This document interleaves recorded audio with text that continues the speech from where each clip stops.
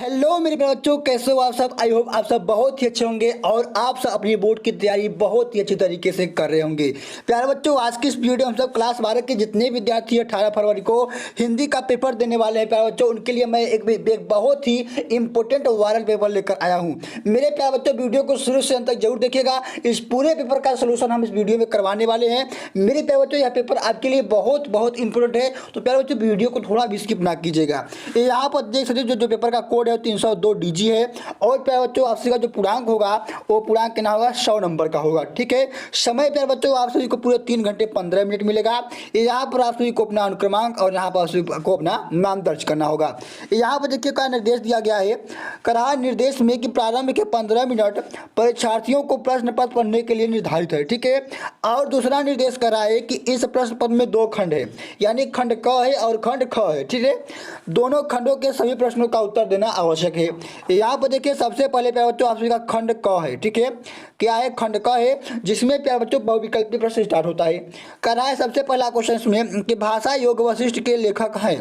प्यारे बच्चों ऑप्शन है मुंशी सदा सुखलाल, बी है, दूसरा है लल्लू लाल, तीसरा है राम प्रसाद निरंजनी और चौथा है प्यारे बच्चों यहाँ पर स्वामी दयानंद सरस्वती। तो मेरे प्यारे बच्चों इसका जो राइट आंसर है भाषा योग वशिष्ठ के लेखक कौन है, तो प्यारे बच्चों राम प्रसाद निरंजनी है। मेरे प्यारे बच्चों ये सारे MCQ से सारे जो क्वेश्चन है सभी आपके लिए बहुत बहुत इंपॉर्टेंट है। 18 फरवरी को यही पेपर यानी ऐसा ही क्वेश्चन आप सभी को देखने को जरूर मिलेगा। ठीक है, अगला देखिए यहाँ पर ख वाला क्वेश्चन करा है कि सदल मिश्र की रचना है। प्यारे बच्चों सदल मिश्र की रचना कौन सा है, तो प्यारे बच्चों यहाँ पर जो नासितोकोपाख्यान है ये प्यारे बच्चों सदल मिश्र की रचना है। प्यारे बच्चों वो क्वेश्चन मैं आप सभी के लिए लेकर आया हूँ जो प्यारे बच्चों पिछले कई साल से पूछे गए हैं और इसका 2026 में पूछने का प्यारे बच्चों 100% चांस है। ठीक है, यहाँ पर देखिए ग वाला क्वेश्चन करा है कि चंद्रकांता संसद की कृति है जो है वो किस विधा की रचना है। प्यारे बच्चों ऑप्शन ए है यहाँ पर निबंध, दूसरा है नाटक, तीसरा है कहानी और चौथा है उपन्यास। तो मेरे प्यारे बच्चों चंद्रकांता संसद के जो लेखक हैं यानी जो कृति है वो है प्यारे बच्चों क्या है, उपन्यास विधा की रचना है। तो प्यारे बच्चों यहाँ पर ऑप्शन नंबर चौथा क्या है, राइट आंसर है। इसी तरीके से यहाँ पर घ वाला क्वेश्चन करा है कि बालकृष्ण भट्ट संपादक थे। तो प्यारे बच्चों यहाँ पर जो हिंदी प्रदीप पत्रिका है इसके जो संपादक है प्यारे बच्चों कौन है, बालकृष्ण भट्ट है। इसी प्रकार देखिए यहाँ पे सहचर है प्यारे बच्चों इसके जो पत्रिका है ये जिसके जो लेखक हैं वो कौन है प्यारे बच्चों, तो हजारी प्रसाद द्विवेदी जी हैं। और प्यारे बच्चों इंदुमती के जो लेखक के प्यारे बच्चों वो किशोरी लाल गोस्वामी है। ठीक है, यहाँ पर जो परीक्षा गुरु है प्यारे बच्चों ये लाला श्रीनिवास दत्त जो है की रचना है। इसे कहा जाता है हिंदी का प्रथम उपन्यास और इंदुमती जो है प्यारे बच्चों ये हिंदी की प्रथम कहानी है। तो प्यारे बच्चों एक क्वेश्चन से आप सभी के 4 MCQ तैयार होंगे यहाँ से। ठीक है, अब देखिए अगला क्वेश्चन यहाँ पर करा है, यहाँ पर अंगा वाला क्वेश्चन करा है कि वासुदेव अग्रवाल की रचना है। प्यारे बच्चों ऑप्शन ए है बाल कृष्ण भट्टा, अब बाल भट्ट की आत्मकथा और दूसरा है वाग्धारा, तीसरा है साहित्य और समाज, चौथा है यहाँ पर शेखर एक जीवनी। तो मेरे प्यारे बच्चों यहाँ पर जो साहित्य और समाज है ये प्यारे बच्चों यहाँ पर किसकी रचना है, वासुदेव अग्रवाल जी की रचना है। ठीक है, बात करें प्यारे बच्चों यहाँ पर बाल भट्ट की आत्मकथा, तो मेरे प्यारे बच्चों ये जो रचना है हजारी प्रसाद द्विवेदी का है। शेखर एक जीवनी एक उपन्यास है जो कि आगे का है। ठीक है, इसी प्रकार से यहाँ पर दूसरा का वाला क्वेश्चन करा है कि कितनी नावों में कितनी बार काव्य कृति है। प्यारे बच्चों कितनी नावों में कितनी बार ये जो कृति है ये सच्चिदानंद हीरानंद वात्स्यायन आगे का है। तो इसका जो राइट आंसर है ऑप्शन नंबर चौथा यहाँ पर यानी तीसरा क्या है, राइट आंसर है। इसी प्रकार से यहाँ पर प्यारे बच्चों अगला क्वेश्चन है कि छायावाद की प्रमुख विशेषता है। मेरे प्यारे बच्चों ऑप्शन है प्रकृति का उद्दीपन रूप में वर्णन, दूसरा है सौंदर्य एवं प्रेम और तीसरा है तीव्रतात्मकता और चौथा है श्रृंगारिक भावना का पूर्णतः अभाव। मेरे प्यारे बच्चों छायावाद की जो विशेषता है वो ऑप्शन नंबर दूसरा है यानी सौंदर्य एवं प्रेम जो है ये छायावाद की मेरे प्यारे बच्चों प्रमुख विशेषता है। ठीक है, इसी प्रकार से देखिए यहाँ पर क्वेश्चन है कि दूसरा तार सप्तक प्रकाशन हुआ था। मेरे प्यारे बच्चों तार सप्तक से 4 प्रकार के क्वेश्चन पूछे जाते हैं। पहला पूछा जाता है कि तार सप्तक के संपादक कौन है, तो प्यारे बच्चों अज्ञे जी है। कौन है, अज्ञे जी है। और फिर पूछा जाता है कि तार सप्तक का प्रकाशन वर्ष क्या है, तो मेरे प्यारे बच्चों 1943 है। क्या है, 1943 है तार सप्तक का प्रकाशन वर्ष यानी पहले तार सप्तक का। बात यहाँ पूछा गया है दूसरे तार सप्तक का प्रकाशन वर्ष। तो मेरे प्यारे बच्चों 1943 में क्या हुआ हुआ था, पहला था तब प्रकाशित हुआ था। यदि आप 1943 में 8 जोड़ देते हैं तो प्यारे बच्चों वो बन जाता है क्या, दूसरा ताम्र सप्तक का प्रकाशन वर्ष। तो जब 1943 में आप 8 जोड़ेंगे तो बनेगा 1951, जो कि है प्यारे बच्चों दूसरा ताम्र सप्तक का प्रकाशन वर्ष है, ठीक है। और जब मेरे प्यारे बच्चों 1951 में आप जोड़ देते हैं 8 तो बन जाता है प्यारे बच्चों तीसरे ताम्र सप्तक का प्रकाशन वर्ष, ठीक है। यानी 1959 ईस्वी में मेरे प्यारे बच्चों तीसरा ताम्र सप्तक प्रकाशित हुआ था, ठीक है। इसी प्रकार से देखिए यहाँ पर घ वाला क्वेश्चन है, करा है कि हिंदी का प्रथम महाकाव्य माना जाता है। प्यारे बच्चों पहला है पद्मावत, दूसरा है रामचरितमानस और तीसरा है साकेत और चौथा है पृथ्वीराज रासो। तो मेरे प्यारे बच्चों हिंदी का जो प्रथम उपन्यास यानी महाकाव्य है वो पृथ्वीराज रासो है। और भी ये भी पूछा जाता है कि पृथ्वीराज रासो के लेखक कौन है, तो मेरे प्यारे बच्चों चंद्रधर बरदाई हैं। कौन है, चंद्रधर बरदाई जी हैं। इसी प्रकार से देखिए यहाँ पर अगला क्वेश्चन है, कराए मैथिली शरद गुप्त की काव्य कृति है। प्यारे बच्चों ऑप्शन है प्रेमांबु प्रवाह और दूसरा है त्रिपथगा और यहाँ पर तीसरा क्या है लहर और चौथा क्या है ग्राम्या। तो मेरे प्यारे बच्चों यहाँ जो प्रेमांबु प्रवाह है ये क्या है मैथिली शरद गुप्त की रचना है। तो ऑप्शन नंबर यहाँ पर पहला क्या है राइट आंसर है। अब आता है प्यारे बच्चों यहाँ पर आप सभी का तीसरा क्वेश्चन, जो कि प्यारे बच्चों गद्यांश पर आधारित है। गद्यांश को कैसे हल करना है कि आप सभी को पूरा नंबर मिले, ध्यान से इसे समझिए, ठीक है। कराए क्वेश्चन के दिए गए गद्यांश पर प्रश्नों के उत्तर दीजिए। प्यारे बच्चों आप सभी के बोर्ड एग्जाम में जो गद्यांश है वो 10 नंबर का आता है, ठीक है।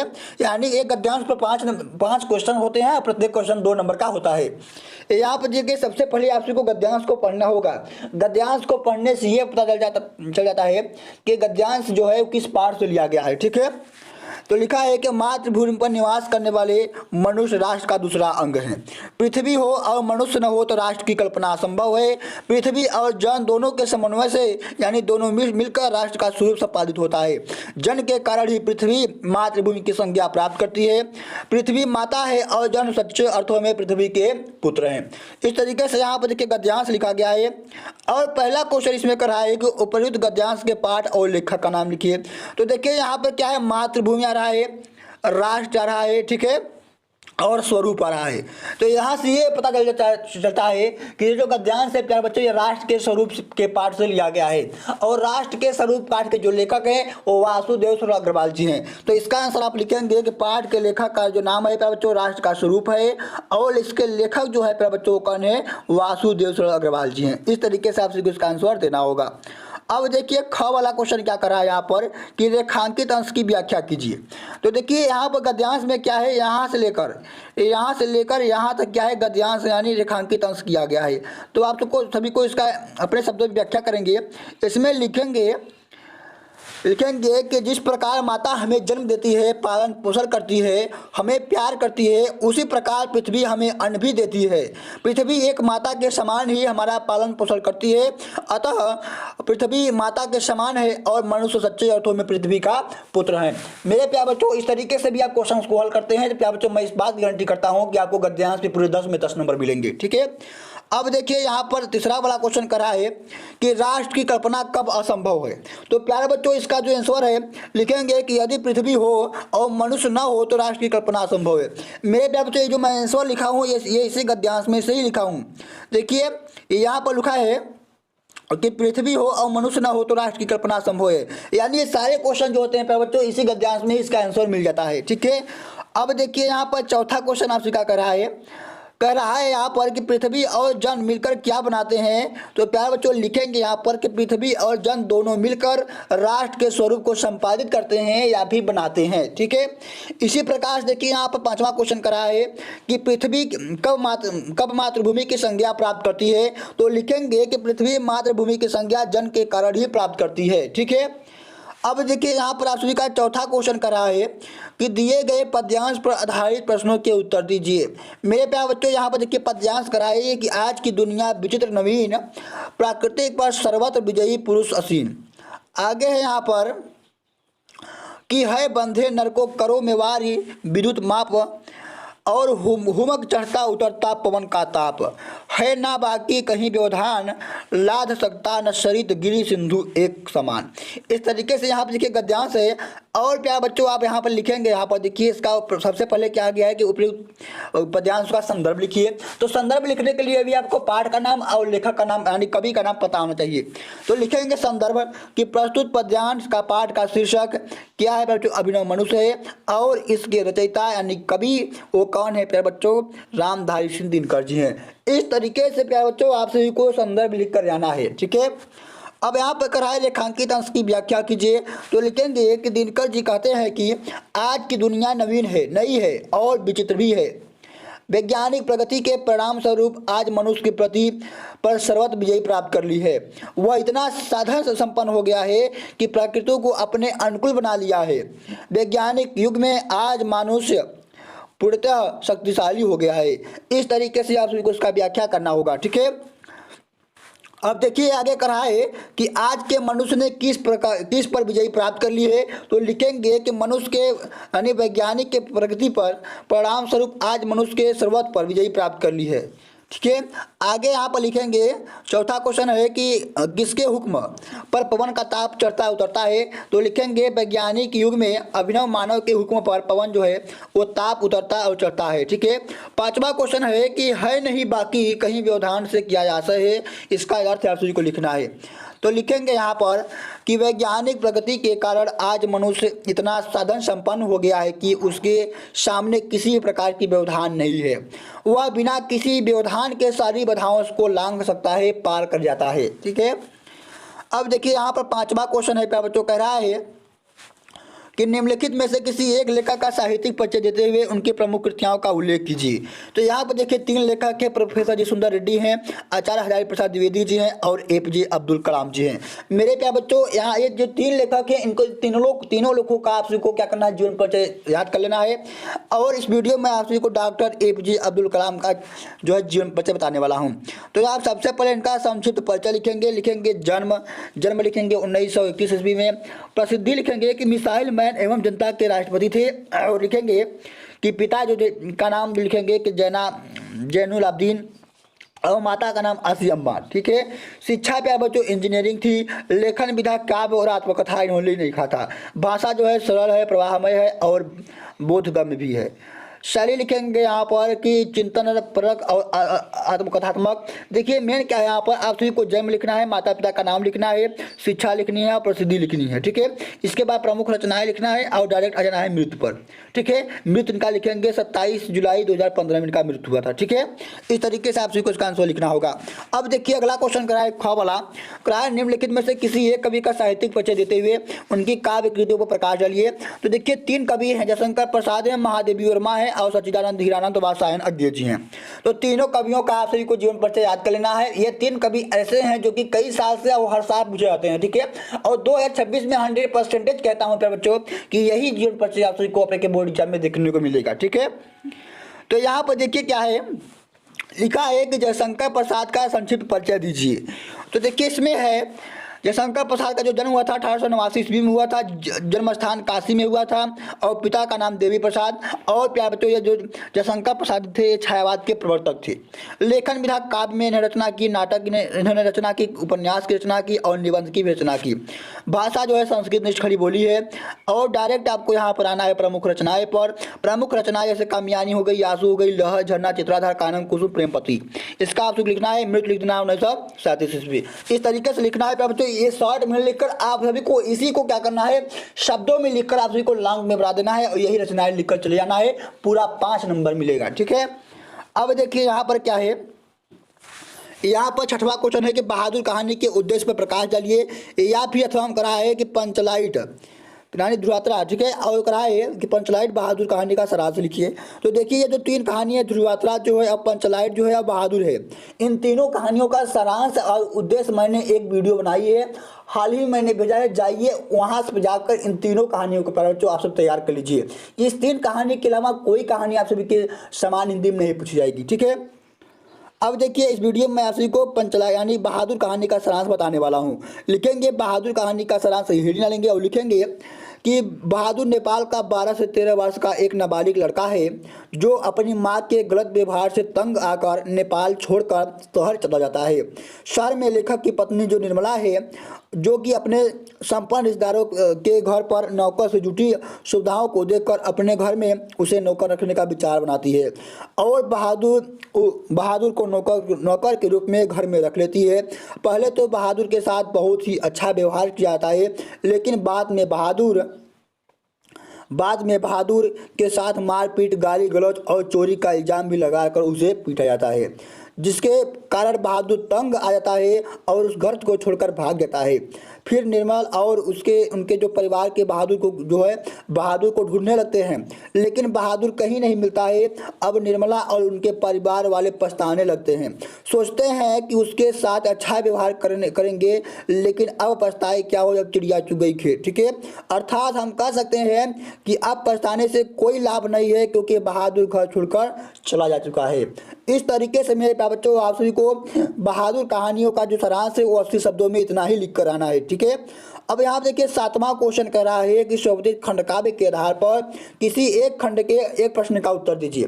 तो मेरे प्यारे बच्चों, देखिए जो खंडकाव्य है वो अलग अलग जिले में अलग अलग चलता है, तो आप अपने जिले के अकॉर्डिंग जो आपके जिले में चलता हुआ खंडकाव्य आप उसको तैयार कर लीजिए। ठीक है, इस वीडियो में आप सभी को प्यारे बच्चों यहाँ पर जो त्यागवती है उसके खंडकाव्य का यानी जो चतुर्थ सर्ग है उसका बताने वाला हूँ। तो देखिए यहाँ पर लिखेंगे कि जो चतुर्थ सर्ग है उसका यहाँ पर सारांश मैं आप सभी को बताने वाला हूँ। तो इस तरीके से आप यहाँ पर इसके शॉर्ट लीजिए, आपके जिले में चलता होगा। यदि आपके जिले में त्यागवती चलता है तो आप इसके शॉर्ट यहाँ पर ले लीजिए। ठीक है, अब देखिए यहाँ पर खंड ख स्टार्ट है। देखिए खंड ख है और कह रहा है कि दिए गए संस्कृत गद्यांशों में से किसी एक का सशस्त्र हिंदी में अनुवाद कीजिए। प्यारे बच्चों, जो संस्कृत का गद्यांश होता है 7 नंबर का आता है, यानी 2 + 5 लिखा है। इसका मतलब है कि 2 नंबर जो होता है प्यारे बच्चों आप सभी को संदर्भ लिखने का मिलता है और 5 नंबर जो है आप सभी को हिंदी में अनुवाद करने का मिलता है। तो यहाँ पर देखिए सबसे पहले यहाँ पर जो है इसका आप लिखेंगे संदर्भ हेडलाइन लिखेंगे कि प्रस्तुत संस्कृत दीक्षा के पंचशिला सिद्धांत पाठ से अवतरित है।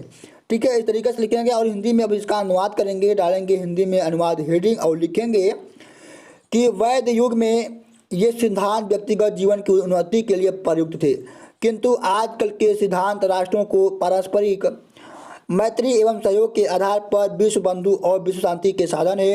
राष्ट्र नायक श्री जवाहरलाल नेहरू ने प्रधानमंत्रित्व काल में चीन के साथ भारत की मैत्री पंच सिद्धांतों के आधार पर ही हुई थी, क्योंकि दोनों ही देश बौद्ध धर्म की आस्था रखते थे।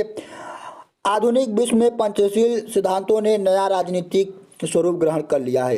इस तरीके से संदर्भ लिखने के बाद आप सभी को इसका व्याख्या करना होता है।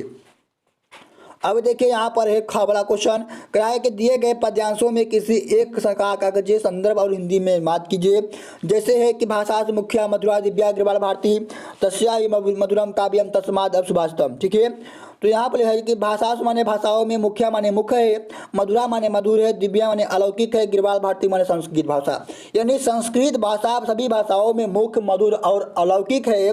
तस्या ही माने उससे अधिक, मधुरम माने मधुर माने काव्य है, उससे अधिक मधुर उसका काव्य है, और तस्माद जब माने उसके काव्य से भी मधुर उसका सुंदर भाषा है। तो इसका आप लिखेंगे कैसे अनुवाद कि भाषाओं में मुख्य और मधुर संस्कृत भाषा है, उससे अधिक मधुर उसका काव्य है और उसके काव्य से भी अधिक मधुर उसका सुंदर भाषा है। ठीक है, इस तरीके से आप इसका व्याख्या लिखेंगे। अब देखिए यहाँ पर आप इसका संदर्भ लिखेंगे कि प्रस्तुत श्लोक संस्कृत दर्शिका के सुभाषित रत्नान शीर्षक पाठ से अवतरित है। इस तरीके से इसका आपसे व्याख्या यानी संदर्भ लिखेंगे। अब देखिए अनुवाद यहाँ पर लिख रही है कि भाषाओं में सबसे प्रधान मधुर और अलौकिक है, और उससे मधुर उसका काव्य है, और काव्य से भी अधिक मधुर उसका सुंदर भाषा है। अब यहाँ पर देखिए 9वां क्वेश्चन करा है कि निम्नलिखित मुहावरा और लोकोक्तियों में से किसी एक का अर्थ लिखकर वाक्य में प्रयोग कीजिए। जैसे है अंगूठा दिखाना, पहाड़ टूट जाना, पानी पानी हो जाना, धूल में मिलाना, और इसका मतलब होता है पानी पानी हो जाना। तो अंगूठा दिखाना का मतलब होता है कि कोई चीज़ देने से मुकर जाना, पहाड़ टूट जाना मतलब बहुत बड़ी विपत्ति आ जाना, धूल मिलाना मतलब समाप्त कर देना, पानी पानी हो जाना मतलब लज्जित हो जाना। ठीक है, देखिए सबसे पहले आप सभी को क्या करना है, किसी एक का क्या करना है, आपको उसका अर्थ लिखना है। जैसे यहाँ पर है कि यहाँ लिखेंगे ऐसे है अंगूठा दिखाना। तो अंगूठा दिखाना का अर्थ क्या होता है कि वस्तु देने से मुकर जाना। ठीक है, अब इसका वाक्य प्रयोग कैसे करेंगे, लिखेंगे कि अरे साहब आपके सामने ही तो मोहन मोहन ने मुझसे 1 सप्ताह के लिए पुस्तक ली थी, अब लौटाने के लिए मुझे अंगूठा दिखा दिया। यानी वह पुस्तक देने से मुकर गया, यानी हमें वो पुस्तक नहीं दे रहा है। इस तरीके से क्या करना है, आप सभी को वाक्य में प्रयोग करना है, जिससे आप सभी को 2 नंबर मिलेगा। अब देखिए यहाँ पर क्या है कि 10वां क्वेश्चन है कि अपठित गद्यांश पर उत्तर दीजिए। तो आशिक के बोर्ड एग्जाम में जो संधि विच्छेद और विभक्ति आती थी पहले, उसके आधार पर क्या है अब अपठित गद्यांश आता है, जो कि 5 नंबर के आता है। ठीक है, तो क्या करना है आप सभी को, अपठित गद्यांश को तैयार नहीं करना है, ये आपके बोर्ड एग्जाम में आएगा और बहुत सरल आता है, जो कि 5 नंबर का आता है। ठीक है, अब यहाँ पर अगला क्वेश्चन है कि 11वां बुलाकर है निम्न शब्द युग्मों का सही अर्थ करके चयन कीजिए। यहाँ पर देखिए सकल है और दूसरा भी क्या है, सकल है, लेकिन पहले सकल में क्या है, छोटा सा है और दूसरे सकल में बड़ा सा है। तो जिस सकल में छोटा सा है उसका मतलब होता है संपूर्ण, क्या होता है, संपूर्ण।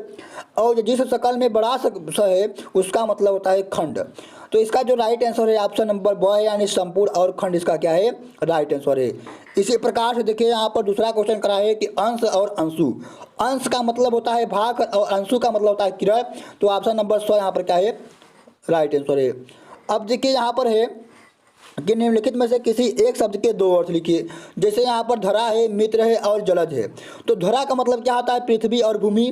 मित्र का मतलब होता है सखा, दोस्त या सहयोगी। और जलज का मतलब होता है कमल, शंख या मोती। इस तरीके से आपका क्या करना है, एक ही शब्द के 2 अर्थ लिखना है। ठीक है, अब इसमें करा है अगला क्वेश्चन कराए ग वाला कि निम्नलिखित वाक्यांशों के लिए एक सही शब्द का चयन करके लिखिए। जैसे लिखा है कि जिसका कभी अंत न हो तो उसे अनंत कहते हैं। क्या कहते हैं, अनंत कहते हैं। अगला यहाँ पर है कि जानने की इच्छा रखने वाले क्या कहते हैं, जिज्ञासु कहते हैं। अब यहाँ पर देखिए अगला क्वेश्चन है कराए निम्नलिखित में से किन्हीं 2 वाक्यों को शुद्ध करके लिखिए। तो जैसे कि परीक्षा पद्धति बदलना चाहिए, मैंने अनेकों बार यात्रा की है, यहाँ 4 पुस्तकें रखी हैं, महादेवी वर्मा एक कवित्री हैं। यानी 4 आप सभी के बाद वाक्य दिए गए हैं और किन्हीं 2 वाक्यों को शुद्ध करके लिखना है। तो यहाँ पर देखिए सबसे पहले आप लिखेंगे शुद्ध रूप, यानी यहाँ केवल 4 पुस्तकें रखी हैं। तीसरा जो ऑप्शन है यहाँ पर लिखा है कि केवल यहाँ 4 पुस्तकें रखी हैं, तो आप उसको शुद्ध करके लिखेंगे कि यहाँ केवल 4 पुस्तकें रखी हैं। ठीक है, अब देखिए यहाँ पर जो दूसरा है, यानी यहाँ जो चौथा है, लिखा है कि महादेवी वर्मा एक प्रसिद्ध कवियत्री हैं। तो देखिए इसमें क्या है, महादेवी वर्मा एक विदुषी कवियत्री हैं। इस तरीके से इसका आप सभी को आंसर लिखना होगा। अब देखिए यहाँ पर क्या है, 12वां क्वेश्चन जो है आप सभी का रस अलंकार से है और कहा है कि श्रृंगार रस अथवा वीर रस का लक्षण और उदाहरण लिखिए। तो लिखेंगे वीर रस का, इसमें लिखेंगे उत्साह नामक स्थायी भाव बी भाव और अनुभाव के संयोग से वीर रस की निष्पत्ति होती है। उदाहरण लिखेंगे कि मंगल सगुण होई सब काहूँ और फरकई सुगत बिलोचन बाहूँ। इस तरीके से आप सभी इसका लिख रहा है। अब यहाँ पर करा है अगला क्वेश्चन खौला कि श्लेष अलंकार अथवा उत्प्रेक्षा अलंकार का उदाहरण लिखिए। तो यहाँ लिखेंगे श्लेष अलंकार लिखेंगे कि जहाँ किसी शब्द के एक बार प्रयुक्ति होने पर उसके एक ही अर्थ होते हैं, तो वहाँ श्लेष अलंकार होता है। जैसे यहाँ पर है कि तारा से तरन धुरी धारा में लागत जिमी और थारा पर पारा परवार हो गलत। ठीक है, इस तरीके से इसका उदाहरण लिखेंगे। अब यहाँ अगला क्वेश्चन है कराए कि सोठा छंद अथवा कुंडलिया छंद का लक्षण और उदाहरण लिखिए। तो देखिए यहाँ पर कुंडलिया है, लिखेंगे यह एक विषम मात्रिक छंद है। इसके 6 चरण होते हैं, प्रत्येक चरण में 24 मात्राएं होती हैं। यदि एक दोहा और बाद में एक रोला जोड़ दिया जाए तो कुंडलिया छंद बन जाता है। इस तरीके से यहाँ पर उसका लिखेंगे उदाहरण कि साईं बैर न कीजिए गुरु पंडित कवियार बेटा बनीता पौरिया यज्ञ करावनहार। इस तरीके से आप सभी को इसका क्या करना है, उदाहरण लिखना है। अब देखिए यहाँ पर है कि समाचार पत्र 13वां क्वेश्चन है पत्र से कराया कि समाचार पत्र प्रकाशित के आधार पर लिपिक के पद पर नियुक्ति के लिए हेतु विद्यालय में प्रबंधक को एक आवेदन पत्र लिखिए। या फिर अथवा में कहा गया है कि ऋण प्राप्ति के लिए बैंक शाखा प्रबंधक को एक आवेदन पत्र लिखिए। तो क्या करना है, सबसे पहले यहाँ पर लिखेंगे आप सेवा में और लिखेंगे भारतीय स्टेट बैंक शाखा प्रबंधक प्रयागराज। इस तरीके से लिखने के बाद विषय आप लिखेंगे और लिखेंगे कि ऋण प्राप्ति हेतु बैंक शाखा प्रबंधक को आवेदन पत्र महोदय डालेंगे और लिखेंगे इसमें कि सबने निवेदन है कि, जैसे इतना लिखने के बाद आप लिखेंगे सबने निवेदन है कि मैं अपनी कोई कार्य कर रहा हूं जिसके लिए मुझे कुछ पैसे की आवश्यकता पड़ रही है, कृपया आप मुझे इतने रुपए देने का कृपा करें। इस तरीके से आप सभी को क्या करना है, इसमें लिख देना होगा जो इसमें खाली लाइन है। बाकी तरीका यही होगा। ठीक है, अब देखिए 14 वाला क्वेश्चन करा है, एक निम्नलिखित विषयों में से किसी एक विषय पर निबंध लिखिए। मेरे प्यारे बच्चों यहाँ मैं आप सभी के लिए 4 निबंध लेकर आया हूँ। पहला निबंध है राष्ट्रीय एकता वर्तमान समय में अनिवार्य आवश्यकता, और दूसरा है आतंकवाद की समस्या और कारण, तीसरा है पर्यावरण प्रदूषण के कारण और निवारण, और चौथा है यहाँ पर आधुनिक शिक्षा पद्धति दिशा और दशा। ये 4 निबंध प्यारे बच्चों आप सभी को सिर्फ तैयार करना है, इससे बाहर आप सभी के बोर्ड एग्जाम में एक भी निबंध नहीं आएगा, ठीक है। अब देखिए यहाँ पर है मेरा प्रिय लेखक पर निबंध, ठीक है, ये भी है, ठीक है। ये सारे क्वेश्चन तय करना है। तो इसमें मैं बताने वाला हूँ आतंकवाद पर, ठीक है। अब लिखेंगे आतंकवाद तक का हेडिंग डालेंगे और इसमें आप ये लिख देंगे। अब इसका स्क्रीनशॉट लीजिए और अपने हिसाब से इसको एक बार पढ़कर प्यारे बच्चों से आप तैयार कर लीजिएगा, ठीक है। मेरे प्यारे बच्चों इसका यदि आप PDF पढ़ते हैं इस पेपर का, तो आप हमारे टेलीग्राम चैनल पर जाइए। इस पूरे पेपर का मैंने PDF वहाँ पर अपलोड कर दिया है, तो जाइए पेपर का PDF डाउनलोड कर लीजिए और इसे बहुत ही अच्छे तरीके से हल कर लीजिए। तो प्यारे बच्चों वीडियो अच्छी लगी तो वीडियो को लाइक एंड चैनल को सब्सक्राइब जरूर कर लीजिए। प्यारे बच्चों मिलता हूँ अगली वीडियो में एक नए टॉपिक के साथ। जय हिंद।